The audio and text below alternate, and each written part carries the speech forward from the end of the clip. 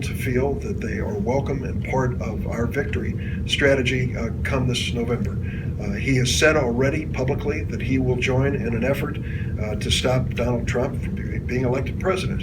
And as far as the timing of how he does this and when he does that, I leave it entirely to him. We shouldn't pressure him. Give him the time to make a decision which he's entitled to make. Let me say, secondly, that Cruz dropping out of this makes it clear that Donald Trump will be the Republican nominee for president, barring something totally unforeseen at this point. And I think this will make a clear choice for the voters of this country.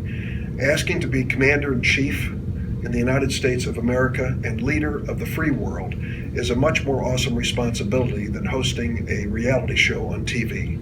And I believe that we want to make certain that who that person, and I believe it will be Hillary Clinton, has the experience and the judgment and the integrity to lead this nation forward so that we can deal with the leaders of the world in a credible fashion. Some of the statements that have been made by Mr. Trump so far in his campaign are outrageous.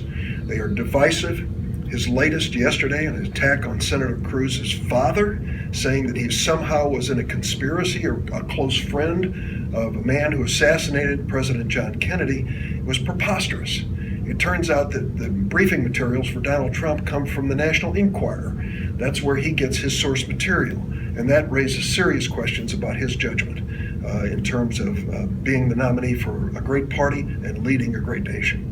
If Mr. Trump has the presumptive nominee for the Republicans, how do you think that will affect down-ticket races here in Illinois, especially the Duckworth-Kirk Senate race? I can tell you that many candidates for lower offices, congressional offices, Senate offices, and the like, on the Republican side, the first question asked of them is, are you going to support Donald Trump? And you can already see that some of them are backing off because they don't believe it's a positive.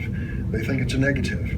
When you reach that point in the campaign, yes, I do believe the Trump candidacy will have an impact on the races lower on the ballot. Follow-up question is, do you think that Trump candidacy will change the power balance in the Senate and go back to the Democratic leadership? It'll take 5 new Democratic senators to switch the majority to the Democratic side. I believe that we will have 5 or more elected. I thought that before Trump was the nominee, and I believe it today even more. How about the House? The House is going to get closer, but I wouldn't rule out a Democratic majority in the House. There have been elections that have really changed the dynamics, the political dynamics, and this could be one of them.